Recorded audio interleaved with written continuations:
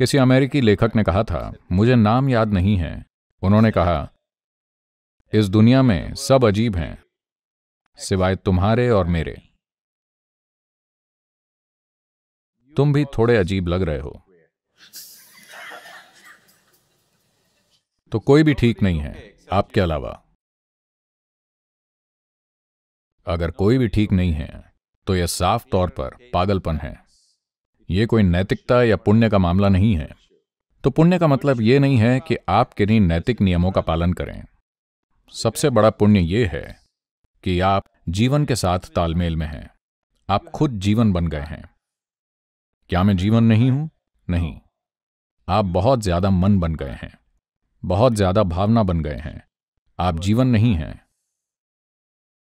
और जब मैं कहता हूं कि आप बहुत ज्यादा मन बन गए हैं, तो आपके मन की सामग्री आपके नहीं है।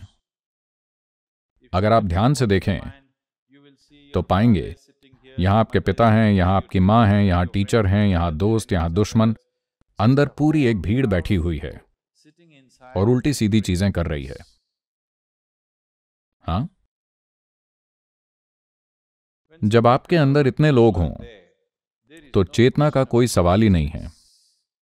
भीड़ कभी सचेतन नहीं हो सकती। केवल एक व्यक्ति ही सचेतन हो सकता है। If you carry a crowd of people in your head, the chances of you being conscious are super remote. अगर आपके सिर में एक भीड़ बसी है तो आपके सचेत रहने की संभावना बहुत कम हो जाती है। तो पूरी आध्यात्मिक प्रक्रिया बस यही है, मानसिक क्रियाकलाप से हटकर जीवन प्रक्रिया की ओर जाना। क्या आप जीवन हैं जिसके पास दिमाग है, या आप दिमाग हैं जिससे जीवन जुड़ा हुआ है? पहले इसे तय करते हैं। क्या आप जीवन हैं जिसके पास मानसिक क्षमता है, या आप दिमाग हैं जिससे थोड़ा जीवन जुड़ा हुआ है? आप जीवन हैं, है कि नहीं? एक बहुत ही जोशीले बायोलॉजी टीचर ने देखा कि क्लास के सारे बच्चे बहुत ही उदास बैठे हैं। तो वो कुछ करना चाहते थे। वो गए और टेबल पर चढ़कर सिर के बल खड़े हो गए, और वो ऐसे ही सिर के बल खड़े रहे, और बच्चों को मजा आया। वो सब देखने लगे। फिर उन्होंने सिर के बल खड़े रहकर ही पूछा, जरा देखो तो मेरा चेहरा लाल हो गया ना? बच्चों ने कहा हाँ। फिर वो नीचे उतरे और बोले, देखो, जब मैं सिर के बल खड़ा था तो मेरा सारा खून सिर में चला गया और मेरा चेहरा लाल हो गया। लेकिन जब मैं पैरों के बल खड़ा होता हूं तो ऐसा नहीं होता। क्यों? तो एक छोटा बच्चा खड़ा हुआ और बोला, क्योंकि पैर खाली नहीं हैं।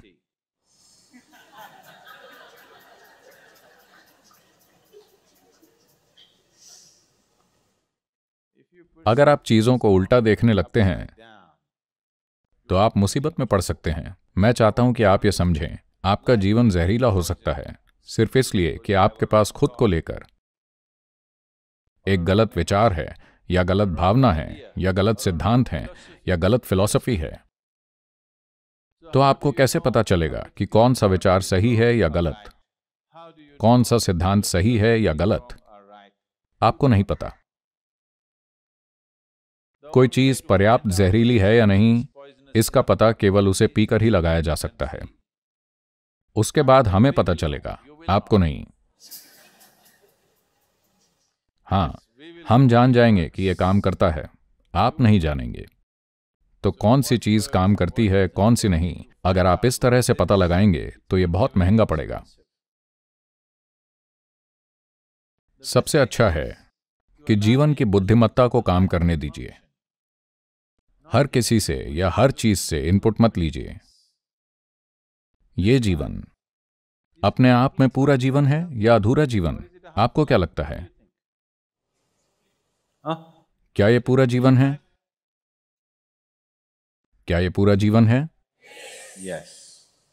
लेकिन सारे पुजारी, पंडित, आचार्य, सबको लगता है कि यह अधूरा जीवन है। उन्हें लगता है उन्हें आपको ठीक करना होगा। बच्चे के पैदा होते ही सब उसे सिखाने लगते हैं क्या अच्छा है, क्या बुरा है,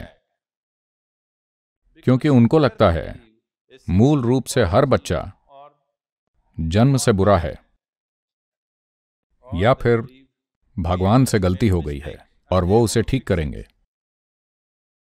आपको लगता है भगवान ने आपको गलत बनाया है? आपको लगता है भगवान ने आप में कोई गलती की है और आप उसे ठीक करेंगे? नहीं, आपको बस वैसा बनना है जैसा वो चाहता है। अगर आप जीवन को वैसा ही चलने दें जैसा उसने चाहा है, तो जीवन में सब सही होगा। लेकिन अभी आप वैसे हो गए हैं जैसा समाज आपसे चाहता है, या आप किसी सुनी सुनाई बकवास फिलॉसफी में उलझे हुए हैं। केवल जीवन के रूप में धड़किए। ओह, क्या यह पर्याप्त होगा कि मैं सिर्फ जीवन बनकर रहूं?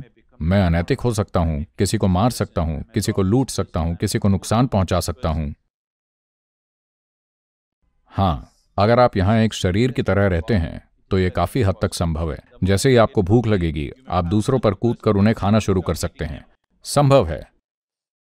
अगर आप यहां एक शरीर की तरह हैं तो यह संभव है। अगर आप यहां पर एक मन की तरह हैं तो बिल्कुल संभव है। ये उस पर है कि आपने किस तरह की चीजें इकट्ठा की हैं, उन्हीं के अनुसार आप यहां कई सारी चीजें करेंगे। लेकिन अगर आप यहां बैठकर बस एक जीवन की तरह स्पंदित हों, तो किसी और को नुकसान पहुंचाने का ख्याल भी आप में कभी नहीं आएगा। किसी को सिखाना नहीं पड़ेगा, नुकसान मत पहुंचाओ, ये मत करो, वो मत करो। जब आप यहां शरीर या दिमाग के रूप में होते हैं, सिर्फ तभी आपको बताने की जरूरत होती है कि दूसरों को नुकसान न पहुंचाएं। अगर आप यहां जीवन बनकर जीते हैं, जीवन के रूप में स्पंदित होते हैं, तो आप देखेंगे कि आपको किसी नैतिकता की जरूरत नहीं है, किसी शिक्षा की जरूरत नहीं है, किसी पवित्र उपदेश की जरूरत नहीं है। अगर आप यहां बैठे हैं तो आप बिल्कुल ठीक हैं। इस जीवन को जो करना है वो आप वैसे भी करेंगे, जो नहीं करना है वो आप नहीं करेंगे। और अगर आप जीवन के रूप में स्पंदित होते हैं तो आप साफ समझ जाएंगे कि आपका जीवन व्यक्तिगत नहीं है, यह ब्रह्मांड की हर चीज से जुड़ा हुआ है। इस सच्चाई से आप बच नहीं सकते। अगर आप अपने दिमाग से बहुत ज्यादा उलझे हैं या शरीर से बहुत ज्यादा जुड़े हैं, तभी आप खुद को अलग महसूस करेंगे। लेकिन अगर आपका जुड़ाव जीवन प्रक्रिया से है, न कि शारीरिक प्रक्रिया से या मनोवैज्ञानिक प्रक्रिया से, अगर आप अपनी शारीरिक या मानसिक प्रक्रिया से बहुत ज्यादा जुड़े हुए नहीं हैं, अगर आप यहां बस जीवन के रूप में बैठते हैं, तो आप इससे चूक नहीं सकते कि आपकी जीवन प्रक्रिया के लिए कोई सीमा नहीं है। यह हर जगह से घट रही है।